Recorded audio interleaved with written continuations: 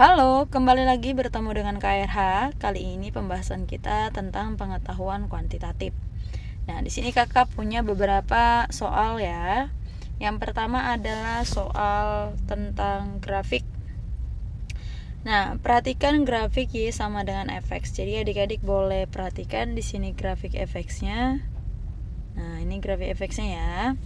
Lalu yang dia tanya, manakah grafik yang menyatakan Y sama dengan mutlak daripada fx. Kita tahu kalau katanya mutlak berarti selalu bernilai positif gitu ya.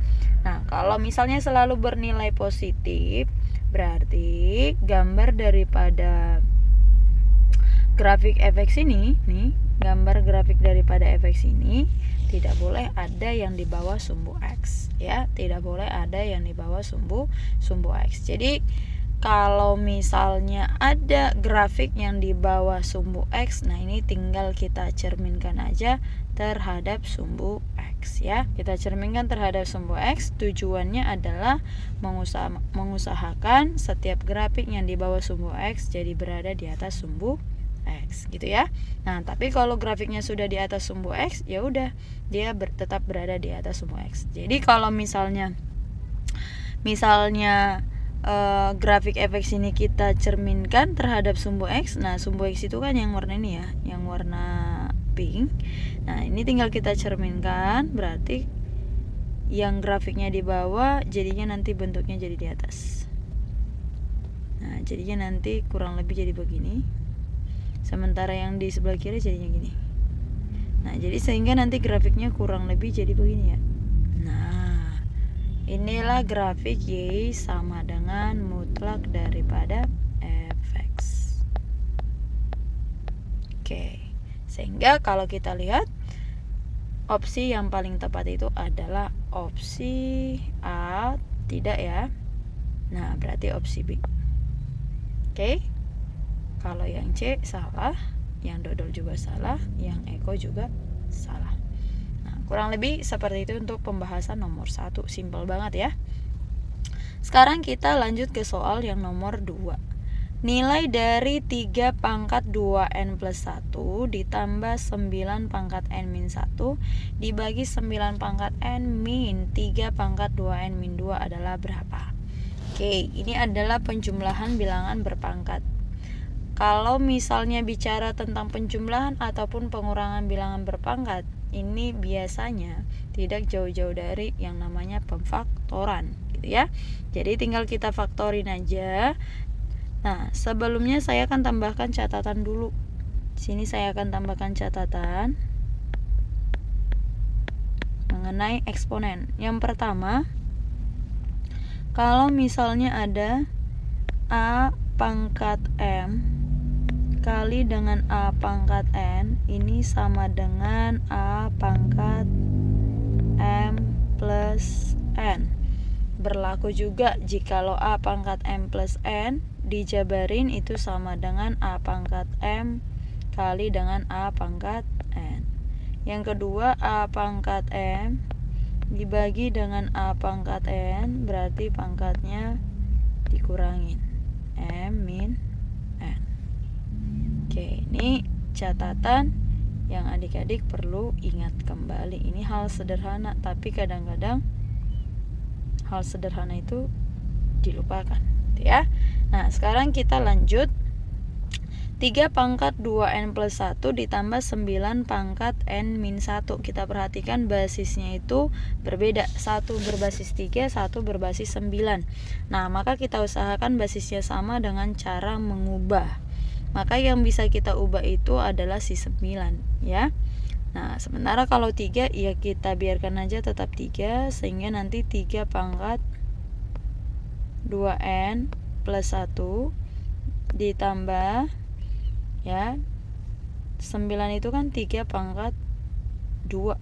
3 pangkat 2 dipangkatkan lagi dengan n min 1. Nah, lalu dibagi 3 pangkat 2 dipangkatkan dengan n dikurangi dengan 3 pangkat 2n min 2. Nah, catatan yang ketiga, Kalau misalnya nanti ada A pangkat M dipangkatin dengan N, ini pangkatnya sama dengan dikali M kali N.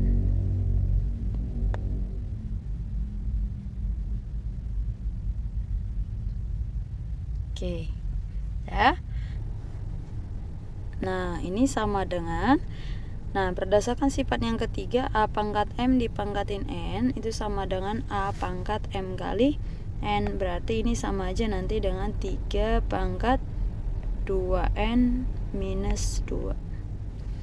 Nah, lalu kalau kita jabarin 3 pangkat 2N plus 1 berdasarkan sifat nomor 1, ini sama aja dengan 3 pangkat 2N dikali dengan 3 pangkat 1.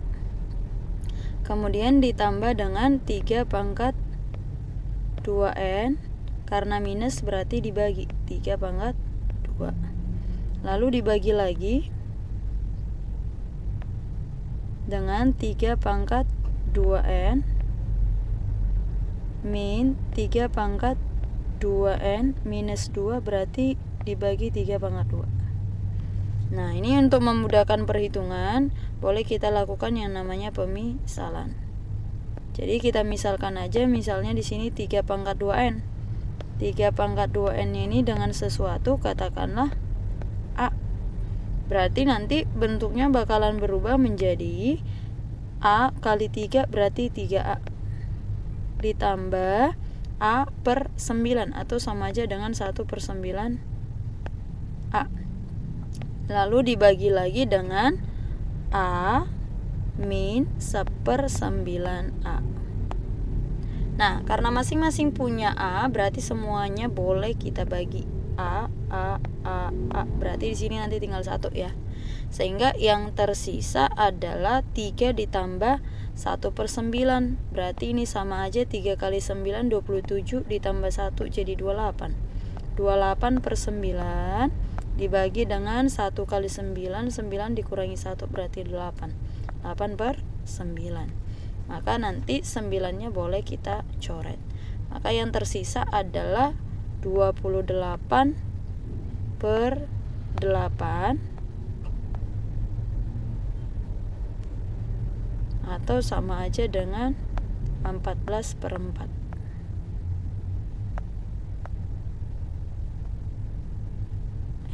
Bahasa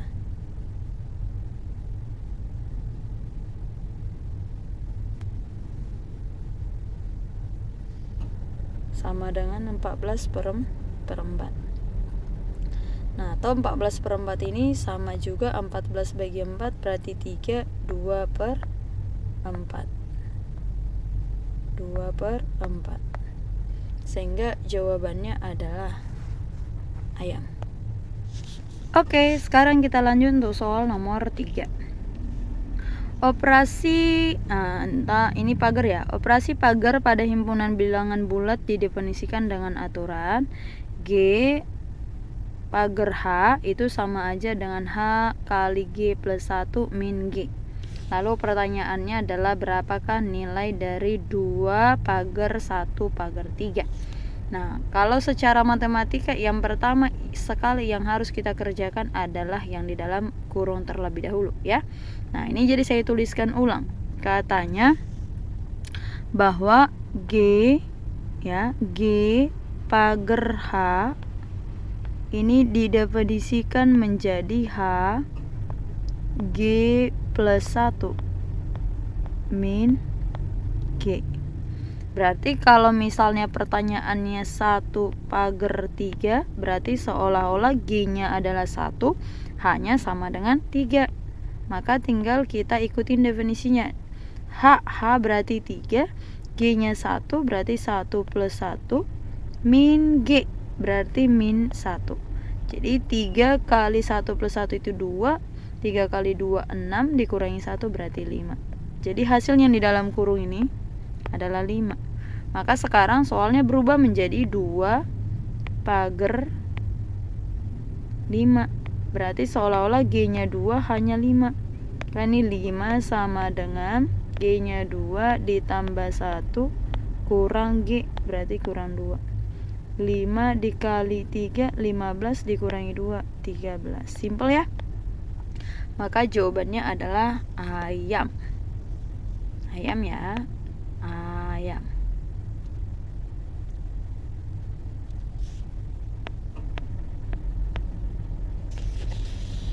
Nah, sekarang kita lanjut untuk soal nomor 4. Soal nomor 4 ini bicara tentang sebuah matriks.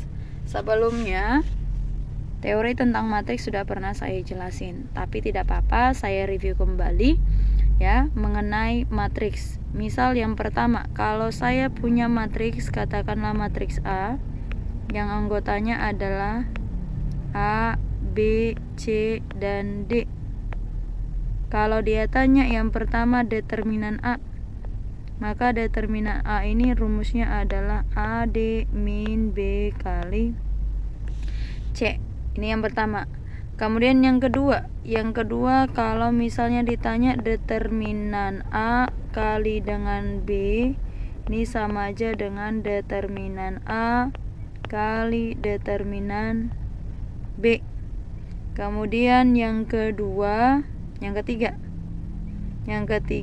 kalau dia tanya determinan A transpose, ini sama dengan determinan A itu sendiri. Yang keempat determinan A inverse, ini sama dengan 1 per determinan A itu sendiri. Nah, ini beberapa sifat-sifat yang adik-adik perlu ketahui. Sebenarnya masih ada ya sifat-sifat determinan yang lainnya, cuman saya berikan yang relevan aja dengan soalnya. Oke. Nah, berarti nanti berdasarkan wacana ini atau teori ini, yang pertama kalau misalnya ditanya berapakah nilai dari determinan K-nya, berarti determinan K itu sama dengan AD min BC, berarti 2 kali 2 dikurangi sama 1 kali min 2, berarti 4 dikurangi min 2, jadinya 6 ya. 4 kurang min 2 adalah 6. Sementara determinan L-nya min 1 kali 3 kurang 1 kali 1 berarti minus 4.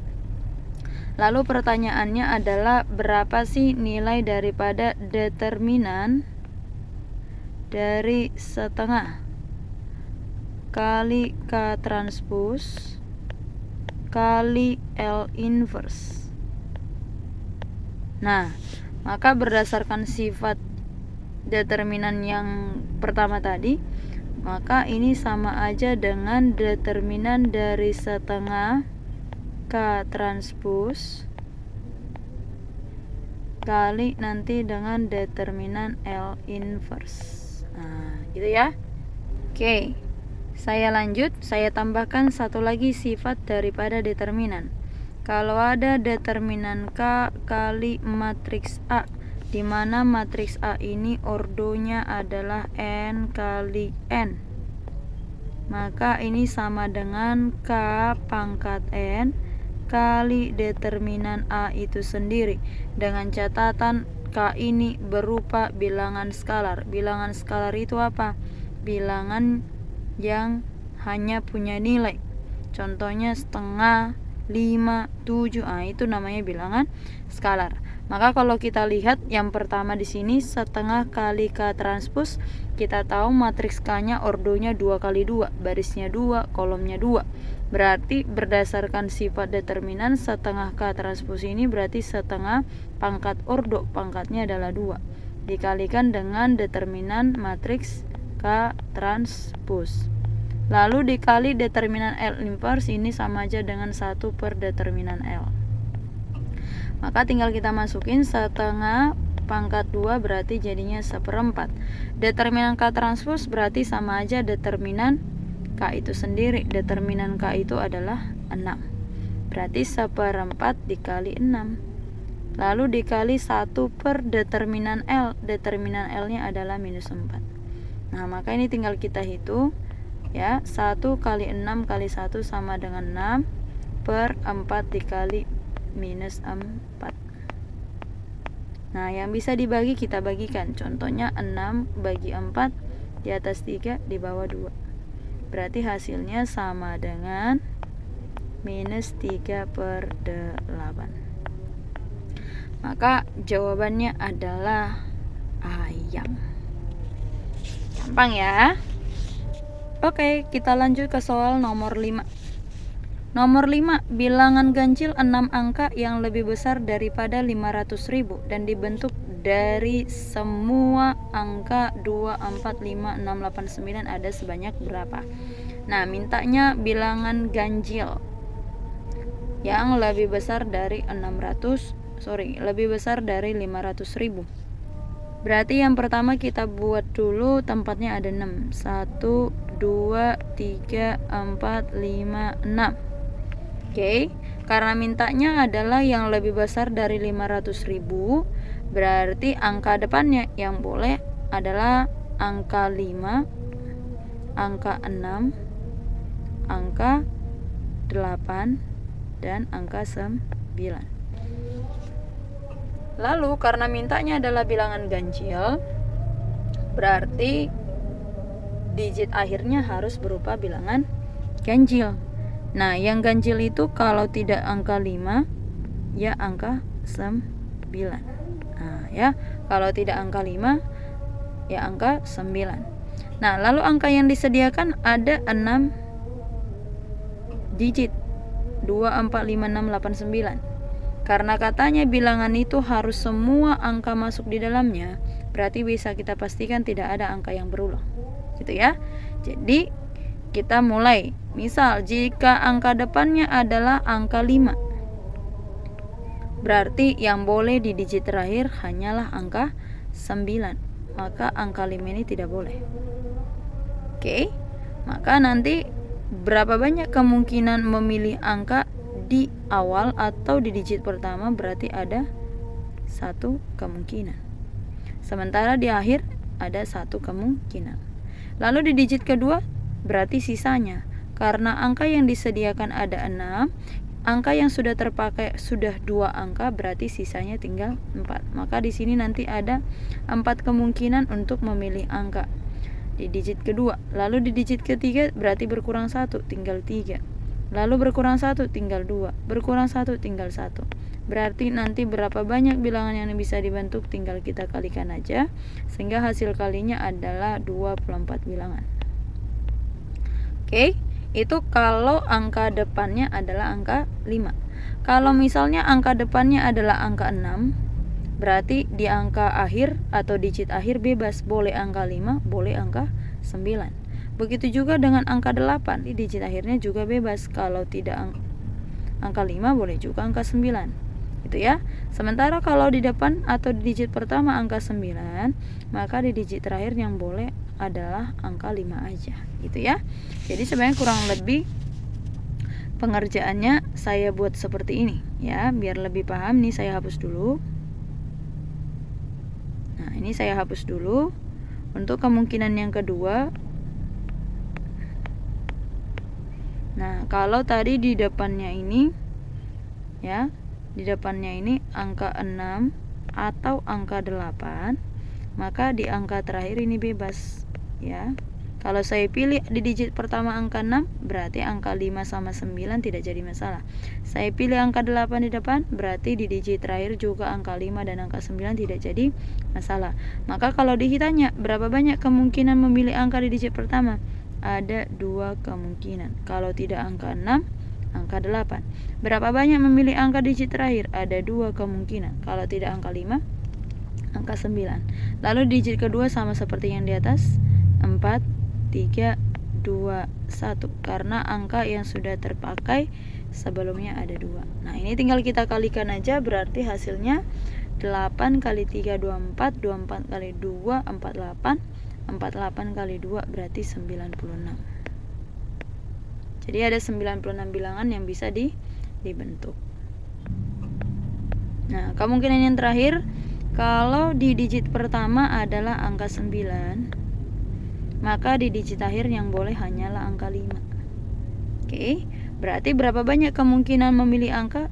Ada 1, ada 1, lalu yang ini 4, 3, 2, 1. Nah, ini tinggal kita kalikan aja sehingga nanti hasilnya adalah 24 bilangan.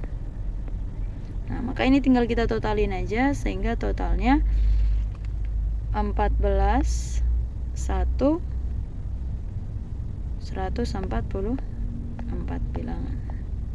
Sehingga jawabannya adalah cantik. Oke, kita lanjut untuk soal nomor 6. Nilai X yang memenuhi persamaan 3x-1 per 3 dikurang X tambah 3/4 sama dengan 1. Nah, ini gampang sebenarnya ya. Ini cukup kita samain penyebut, cuman biar gampang cara nyamain penyebutnya adalah tinggal kita kali atas dengan bawah, lalu yang bawah dengan yang bawah.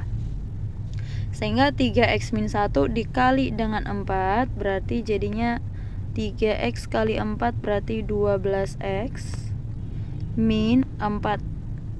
Lalu dikurangi dengan 3 kali x tambah 9 berarti 3x plus 9 dibagi dengan 3 kali 4 berarti 12.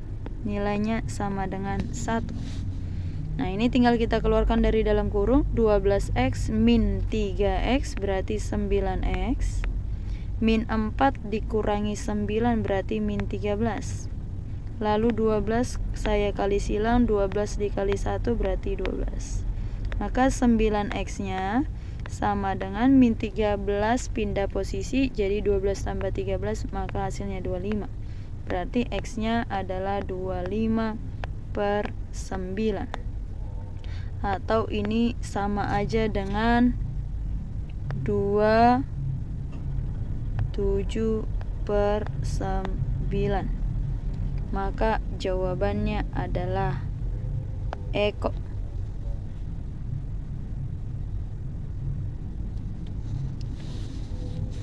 Sekarang kita lanjut untuk soal nomor 7. Jika garis MX min 2Y sama dengan 20 melalui titik 2,-5, maka berapakah gradien garis tersebut? Yang namanya mencari gradien daripada ya, kalau misalnya ada persamaan garis AX plus BY sama dengan C, maka mencari gradiennya rumusnya adalah min koefisien daripada X dibagi dengan koefisien daripada Y. Nah, ini teori dasarnya ya. Ini teori dasarnya. Oke. Berarti supaya nemu gradiennya kita butuh nilai M-nya gitu ya. Kita butuh nilai M-nya.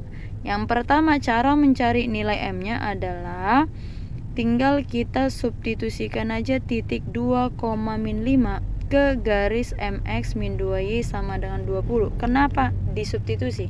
Karena katanya 2,-5 ini dilalui oleh garis. Kalau dilalui oleh garis berarti titik ini terletak pada garis. Jadi tinggal kita substitusikan aja. X-nya kita ganti 2, Y-nya kita ganti min 5. Berarti MX jadinya M kali 2 berarti jadi 2M. Min 2Y berarti min 2 kali min 5 berarti jadi positif 10. Sama dengan 20. Maka 2M nilainya sama dengan 10. Sehingga kita peroleh bahwa nilai M-nya adalah 5. Nah, kalau M-nya 5, maka persamaan garisnya berubah menjadi 5X dikurang dengan 2Y sama dengan 20. Maka gradien sudah bisa kita cari yang rumusnya min koefisien X berarti min 5 per koefisien Y adalah min 2. Maka jawabannya adalah 5/2. Sehingga fix deh, jawabannya adalah dodol. Sekarang kita lanjut untuk soal nomor 8. Diketahui 4x, y 22 merupakan barisan aritmatika. Pertanyaannya suku ke-10 barisan aritmatika dengan 3 suku pertamanya adalah x, p, y. Berarti tugas kita yang pertama cari dulu x-nya, cari dulu p-nya, cari dulu y-nya ya. Cara mencarinya adalah, ini saya tambahkan catatan. Cara mencari x, y. Nih, cara mencari X, Y, kita anggap aja X dan Y ini adalah suku yang disisipkan. Maka nanti kalau misalnya ada suku yang disisipkan, contoh begini ya. Kalau saya punya barisan, misal barisannya ada U1, kemudian ada UN misalnya. Ya. Kita anggaplah bedanya ini, ya, kita anggap bedanya atau selisihnya adalah sebesar K misalnya. Kemudian dilakukan penyisipan. Penyisipan ini berarti di antara U1 dengan UN, dia ditambahkan beberapa suku gitu ya. Ditambahkan beberapa suku di antara U1 dengan UN ini ditambahkan beberapa suku.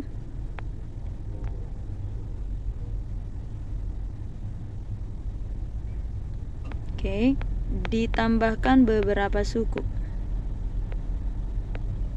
Beberapa suku ini misalnya ada sebanyak N suku deh gitu ya, atau disisipkan.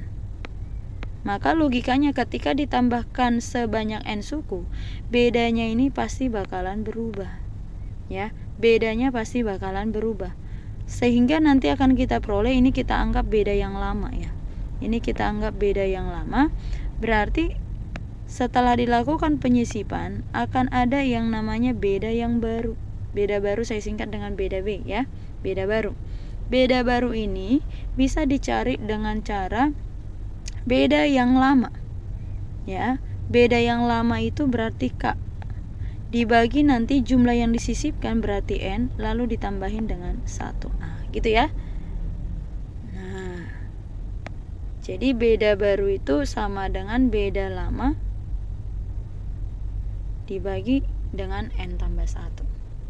Oke, berarti sekarang kita kembali. Jadi kita anggap X dan Y ini tadi adalah suku yang disisipkan. Berarti banyak suku yang disisipkan ada sebanyak 2 buah. Nah, berarti boleh saya katakan di sini N-nya sama dengan 2. Sebelum dilakukan penyisipan, berarti sukunya hanyalah 4 dan 22. 4 dan 22 berarti beda lamanya ya. Berarti ini saya anggap beda lama. Beda lama sama dengan, kalau aritmatika berarti 22 kurang 4. Berarti bedanya lamanya adalah 18. Nah, setelah dilakukan penyisipan ini berarti bedanya sudah berubah sekarang. Beda baru berarti beda lama dibagi jumlah yang disisipkan. Jumlah yang disisipkan 2 ditambahin dengan 1. Berarti 18 bagi 3 adalah 6. Nah, gitu ya. Berarti sekarang bisa kita tentukan yang awalnya tadi barisannya 4, X, Y, dan 22. Sekarang sudah bisa kita tentukan barisannya. Barisannya menjadi 4. Karena bedanya 6 berarti tambah-tambah 6. X-nya jadinya 10. Maka Y-nya 10 tambah 6 berarti 16. Nah, 22. Jadi X sama dengan 10, Y sama dengan 16. Oke. Maka barisannya ini sekarang berubah menjadi X-nya adalah 10, Y-nya adalah 16.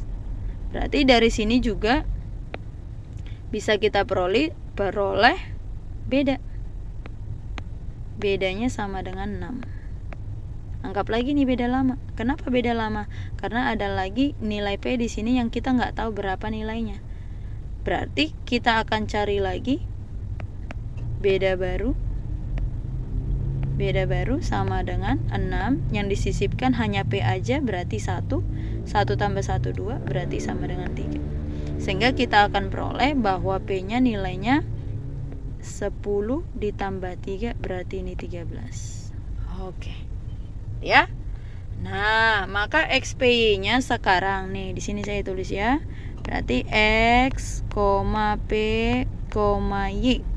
X-nya adalah 10, P-nya adalah 13, dan Y-nya adalah 16. Maka dari sini kita peroleh bahwa beda sama dengan 3. Lalu pertanyaannya adalah suku ke-10-nya. Berarti U10 sama dengan A ditambah 10 kurang 1 berarti 9B. A itu suku pertama, berarti suku pertamanya adalah X ya. Jadi 10 ditambah 9 dikali 3, 27 tambah 10 berarti 37. Sehingga jawabannya adalah bebek. Oke, kira-kira seperti itu untuk pembahasan di nomor 8.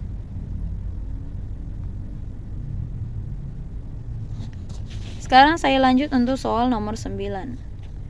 Diketahui jumlah 100 suku pertama suatu barisan aritmatika adalah 200 dan jumlah 100 suku pertama berikutnya adalah 300. Berapakah jumlah 400 suku pertama barisan tersebut? Berarti kita tulis jumlah 100 suku pertama, berarti 100 suku pertama ini U1 tambah U2 dan seterusnya sampai U100. Nilainya sama dengan 200. Jumlah 100 suku berikutnya berarti U101, U102 sampai seterusnya sampai U200. Ini katanya nilainya 300. Lalu ditanya jumlah 400 suku pertama. Nah, kalau kita lihat berarti ini seperti barisan aritmatika juga ya, polanya ini ya. Dari 200 ke 300. Berarti boleh kita simpulkan nanti U201, U202 dan seterusnya sampai U300. Ini totalnya adalah 400. Nah, kemudian U301, U302 seterusnya sampai 400.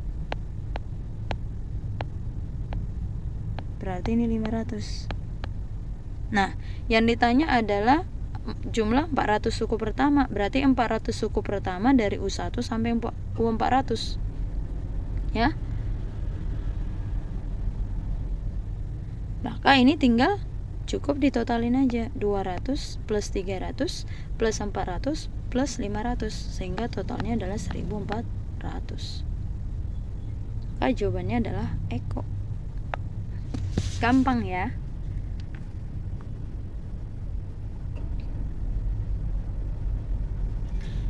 Kita lanjut ke soal nomor 10.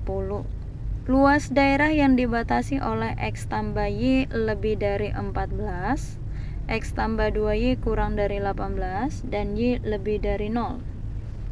Nah, sebelum kita cari luasnya, kita gambarkan dulu daerahnya. Oke. Cara menggambar daerah, yang pertama pertidaksamaannya ini kita ubah menjadi bentuk persamaan. Jadi yang tadinya X tambah Y lebih dari 14 berubah menjadi X tambah Y sama dengan 14. Oke.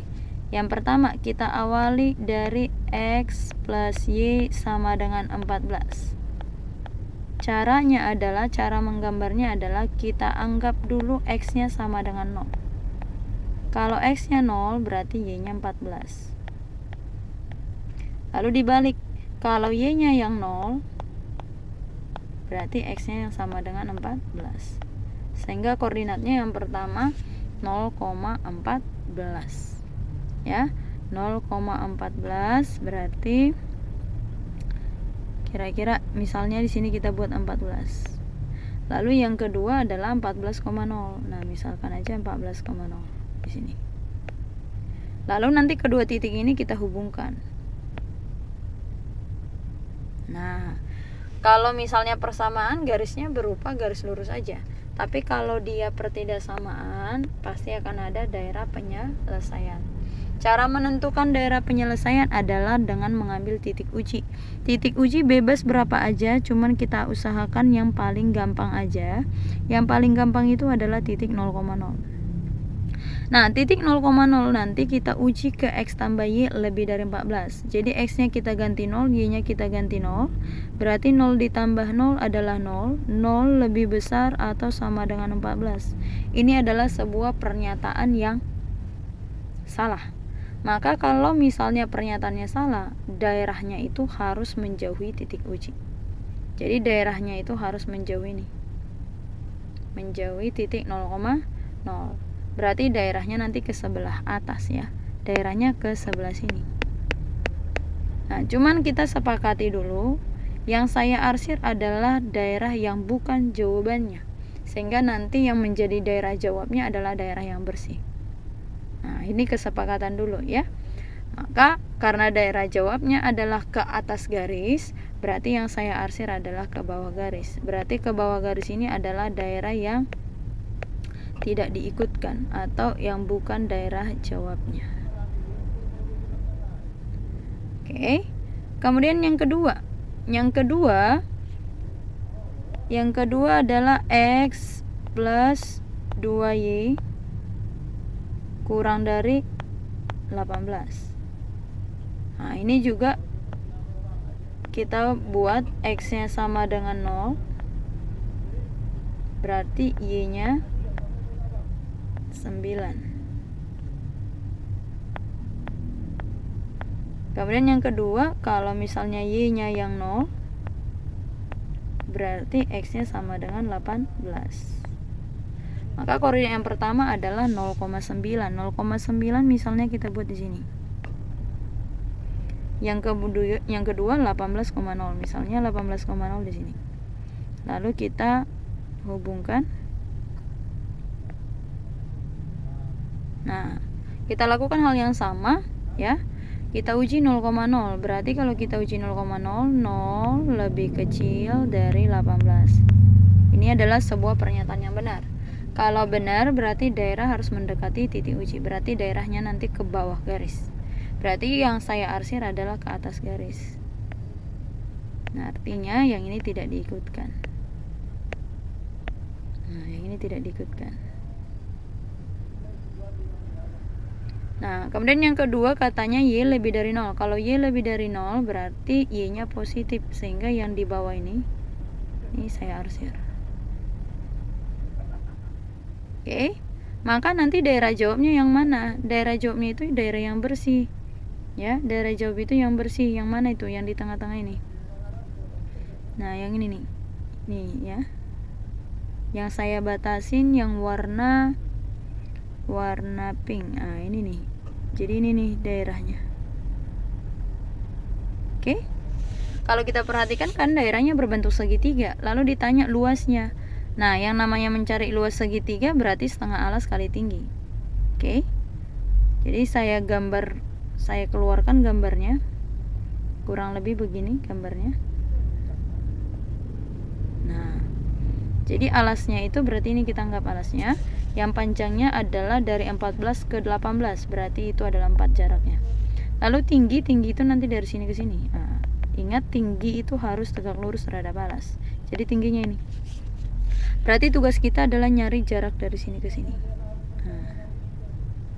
Oke. Cara nyarinya tinggal cari aja Y dari perpotongan kedua garis ya. Tinggal cari aja nilai Y dari perpotongan kedua garis. Cara mencari Y dari perpotongan kedua garis berarti tinggal kita eliminasi aja persamaan 1 dan persamaan 2. Yuk kita eliminasi. X tambah Y sama dengan 14. Yang kedua X tambah 2Y sama dengan 18. Nah, ini tinggal kita eliminasi.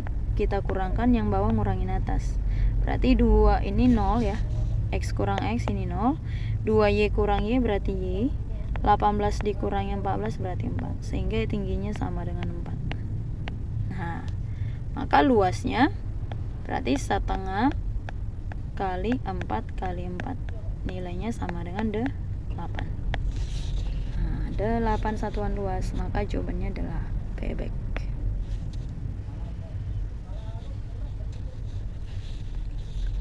Sekarang saya lanjut ke soal nomor 11. Jika panjang rusuk pada gambar kubus di bawah ini adalah 4 akar 3. 4 akar 3 ini kubus. Yang pertama ditanya panjang EG. EG itu adalah diagonal bidang. Yang namanya mencari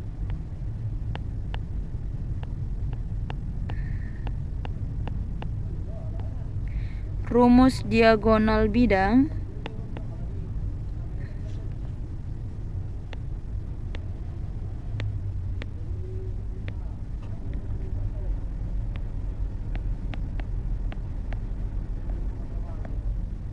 rumusnya adalah rusuk kali akar 2.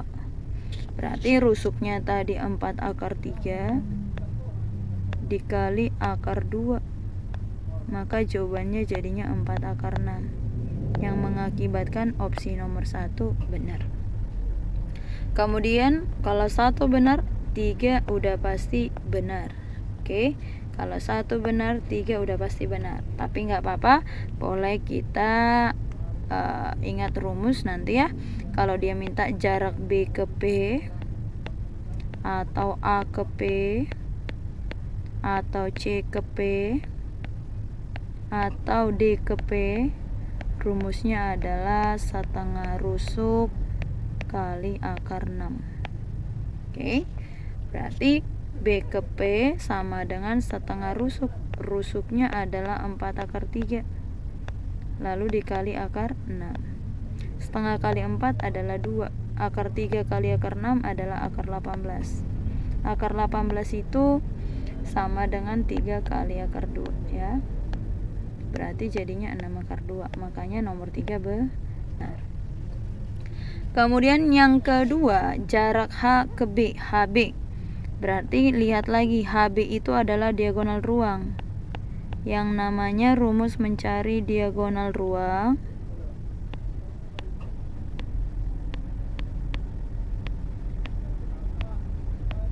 rumusnya adalah rusuk kali akar 3. Nah, rusuknya tadi 4 akar 3. 4 akar 3 kali akar 3. Berarti akar 3 kali 3, akar 3 adalah 3, 4 kali 3 12. Maka nomor 2 juga benar.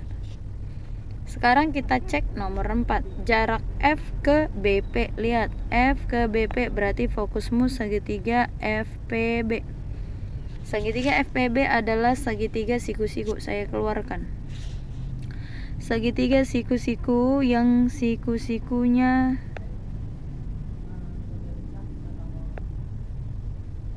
yang siku-sikunya ada di F. Jadi di sini F, ini P, yang ini B. Tadi FP itu panjangnya, FP adalah setengah dari diagonal bidang. Berarti diagonal bidangnya 4 akar 6, ya kan? Berarti setengah dari 4 akar 6 adalah 2 akar 6. Kemudian FB, FB itu panjang rusuk, berarti 4 akar 3. Lalu BP, BP-nya juga udah kita cari tadi, yaitu 6 akar 2. Nah, kalau dia minta jarak F ke P, tinggal tarik secara tegak lurus. Saya sebut namanya O. Yang namanya mencari OF berarti perkalian sisi tegak FP kali FB dibagi miringnya BP.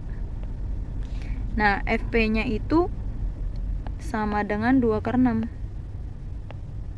FB-nya itu 4 akar 3. Lalu BP-nya itu adalah 6 akar 2. Nah, 2 ke 6 ini 3. Akar 6 bagi akar 2 adalah akar 3. Akar 3 kali akar 3 ini 3, bisa mati ke sini. Berarti hasilnya sama dengan 4. Sehingga nomor 4 juga benar. Karena semua pernyataan benar, maka jawabannya adalah Eko. Saya lanjut ke soal nomor 12. Nomor 12. Fungsi G didefinisikan sebagai berikut. Gx sama dengan X tambah 2 per 2X ditambah dengan 1. Berdasarkan informasi yang diberikan, manakah hubungan yang benar antara P dengan Q? Di mana P ini katanya G inverse A untuk A-nya 1 atau A-nya 3. Oke, saya tambah lagi sedikit catatanmu. Kalau misalnya saya punya fungsinya adalah fungsi fx, fungsinya ax ditambah b per CX tambah D. Kalau dia tanya inverse-nya, ini cara gampangnya tukar posisi aja A dengan D lalu kali minus ya. Tukar posisi A dengan D lalu kali minus. Berarti di atas jadinya min DX lalu plus B dibagi dengan CX min A. Nah, yang berubah itu adalah yang warna pink. Nah, yang berubah itu yang warna pink. Berarti tinggal kita lakukan untuk nomor 12. GX-nya adalah X tambah 2 per 2X tambah 1. Maka kalau dia tanya G inverse-nya, berarti jadinya min 1X plus 2 dibagi dengan 2X min 1. Nah, sekarang dia minta G inverse A untuk A-nya sama dengan 1. Berarti yuk, untuk A sama dengan 1, kita gantikan aja X-nya dengan 1 ya. Jadinya ini G inverse 1. G inverse 1 berarti min 1 plus 2 dibagi dengan 2 kali 1 dikurangi 1. Sehingga jawabannya adalah 1. Maka kalau kita bandingkan ke siki ya, kalau kita bandingkan ke siki, maka saat A-nya 1, kita akan peroleh bahwa nilai P lebih besar daripada nilai Q. Yang kedua, untuk A-nya sama dengan 3. Berarti G inverse 3 sama dengan min 3 plus 2 dibagi dengan 2 kali 3 kurang 1 berarti 5. Jadinya min 1/5. Nah, ini kalau kita bandingkan sama siki, kita peroleh bahwa nilai P lebih kecil dari nilai Q. Yang pertama, P lebih besar dari Q. Yang kedua, P lebih kecil dari Q. Ini jawabannya tidak konsisten. Karena tidak konsisten berarti kita putuskan bahwa jawabannya adalah dodol. Bahwa informasi yang diberikan tak cukup. Kenapa? Ada 2 kemungkinannya. Jawaban-jawaban seperti ini harus tunggal. Oke? Nah, itu sih untuk nomor 12. Sekarang kita lanjut untuk 13. Diketahui bahwa A pangkat B sama dengan 2023 min 2 pangkat 2022 dikurang min 2 pangkat 2021. Pertanyaannya berapakah nilai B min A? Lalu bandingkan sama siki. Nah, lagi-lagi di sini ada pengurangan bilangan berpangkat.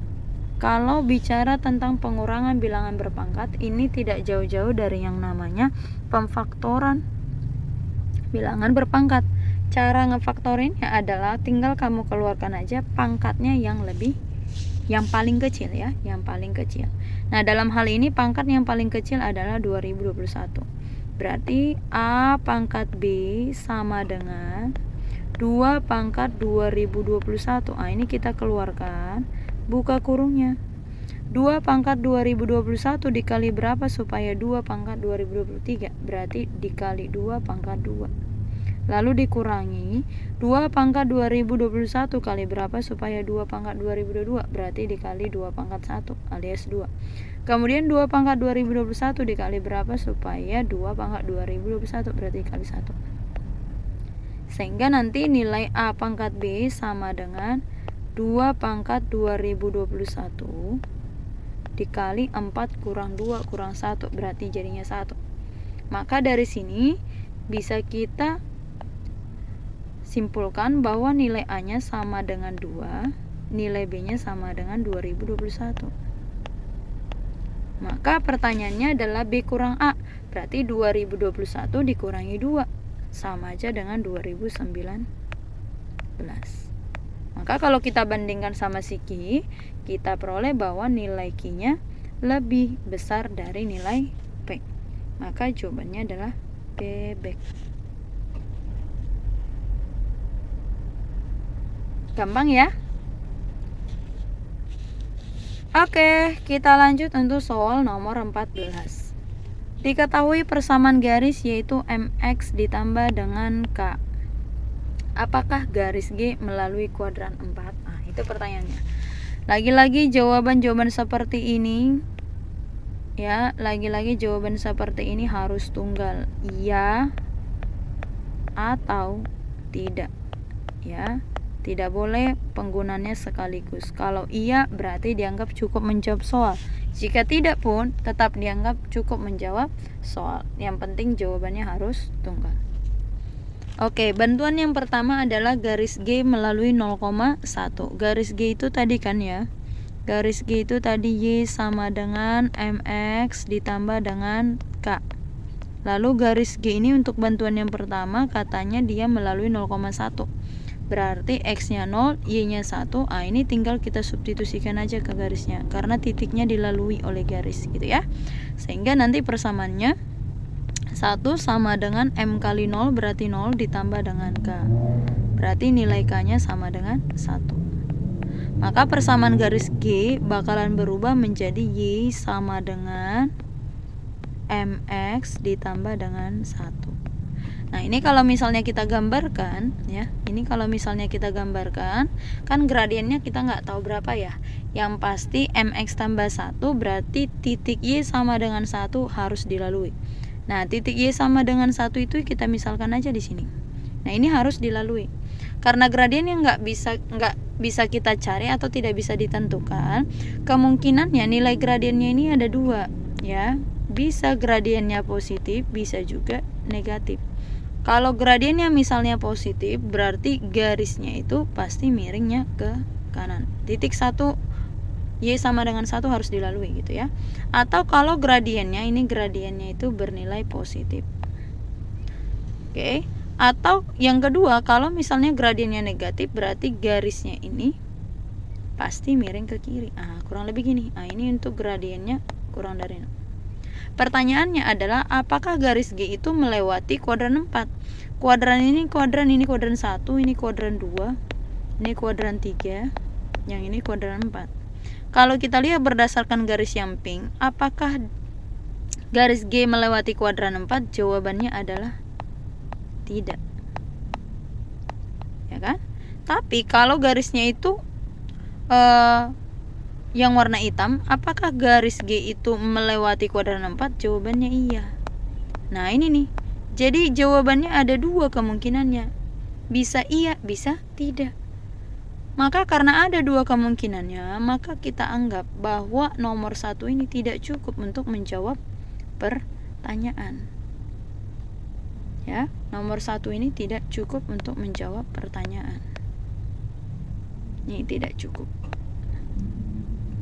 Kita lanjut ke pernyataan 2. Pernyataan 2 katanya apa?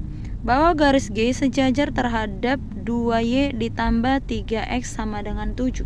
Kalau kita sudah menggunakan pernyataan 2, berarti pernyataan 1 tidak boleh dipakai lagi. Ini saya gambar ulang. Nah, oke. Lalu katanya garis G sejajar dengan 2Y ditambah 3X sama dengan 7. Kalau dikatakan dia sejajar, berarti gradiennya harus sama. Maka gradiennya adalah min koefisien X dibagi koefisien Y, berarti min 3/2. Nah, gradiennya adalah min 3/2. Oke. Karena gradiennya min 3/2, berarti persamaan garis Y-nya jadinya min 3/2X ditambah dengan K. Ya kan? Karena gradiennya negatif, berarti garisnya ini harus miring ke kiri. Nah, sementara nilai K-nya kita nggak ketahui berapa. K-nya bisa positif, bisa negatif. Sehingga kemungkinan gambarnya juga bisa 2. Yang pertama bisa seperti ini, atau bisa juga seperti ini.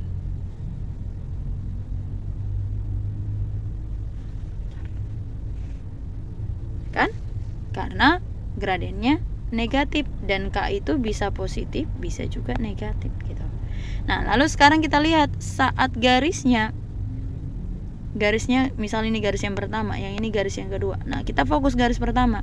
Garis yang pertama, lagi-lagi ini kuadran 1, ini kuadran 2, yang ini 3, lalu ini 4. Apakah garis 1 ini melewati kuadran 4? Jawabannya iya. Apakah garis 2 melewati kuadran 4? Jawabannya juga iya. Berarti karena konsisten jawabannya iya, maka bisa kita putuskan bahwa pernyataan 2 ini cukup untuk menjawab pertanyaan. Sehingga karena pernyataan 1 tidak cukup, pernyataan 2 cukup, maka jawabannya adalah BB. Oke. Kemudian soal yang terakhir, pada trapesium siku-siku ABCD bahwa BC-nya sama dengan 7. BC-nya 7. Pertanyaannya, berapakah luas trapesium? Yang namanya mencari luas trapesium adalah jumlah sisi sejajar dikali dengan tinggi bagi 2. Siapa itu yang sejajar? Yang sejajar itu AB dengan DC. Berarti AB plus DC bagi 2 lalu dikali dengan tingginya. Tingginya adalah AD. Jadi supaya nemu nih luas trapesiumnya, kita butuh nilai AB, DC, dan AD. Sekarang kita lihat bantuan yang pertama adalah CD-nya 8. CD-nya sama dengan 8. CD-nya 8, maka sekarang kita butuh nilai AB. Supaya dapat nilai AB, paling tidak kita harus tahu berapa panjang OC. Supaya dapat panjang OC, kita butuh panjang OB. Masalahnya panjang OB kita nggak tahu berapa, sehingga nomor 1 ini tidak cukup untuk menjawab pertanyaan. Lalu kita lihat ke pernyataan 2. Kalau pernyataan 2 berarti pernyataan 1 ini sudah tidak dipakai gitu ya. Dimana katanya panjang AB-nya 4. Panjang AB-nya sama dengan 4. Nah, kalau kita mencari luas trapesium, berarti panjang DC-nya juga harus kita ketahui. Sama konsepnya, kalau ini 4, kita butuh panjang OC. Masalahnya panjang OC juga kita nggak tahu berapa. Berarti luas trapesium juga nggak bisa didapat, maka nomor 2 juga tidak cukup. Karena 1 dan 2 tidak cukup, maka dilakukan yang namanya penggabungan. Jadi 1 dan 2 ini digabung. 1 dan 2 digabung. Kalau digabung berarti kurang lebih begini. Nah, ini A-nya, ini B-nya, ini C, ini D. Ini siku, ya. Lalu ini sejajar. Untuk yang pertama panjang CD-nya 8, AB-nya 4. Nah, berarti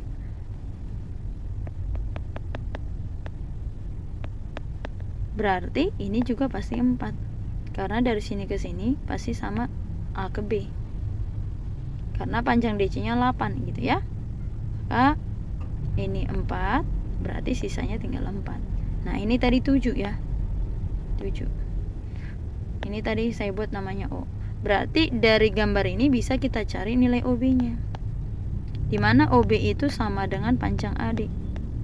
Maka ini bisa didapat dengan cara Pitagoras. 7 kuadrat dikurangi 4 kuadrat. 49 dikurangi 16. Sama dengan akar 33. Nah, berarti nilai daripada AD-nya ada, nilai daripada AD-nya ada, AB-nya ada, DC-nya ada, berarti bisa kita pastikan luas trapesium ini bakalan bisa dicari. Ya, bakalan bisa dicari atau udah dapat dicari. Gak perlu kita cari sampai detail berapa nilainya. Yang penting intinya dapat dicari. Karena dapat dicari berarti bisa kita simpulkan lagi bahwa ketika pernyataan 1 dan pernyataan 2 digabung, dia menghasilkan jawaban, berarti 1 dan 2 ini cukup untuk menjawab soal. Karena 1 dan 2 cukup menjawab soal, maka fix jawabannya adalah cantik. Oke, demikian pembahasan dari KRH. Mudah-mudahan apa yang saya sampaikan ini boleh berguna bagi kalian ya. Kalau misalnya ada yang mau ditanyakan, silahkan di komen di kolom komentar. Oke. Dan jikalau adik-adik berkenan, jangan lupa untuk like, subscribe, dan share kepada teman-temanmu. Oke. Sekian dari KRH. Sampai bertemu di pembahasan berikutnya. Bye bye.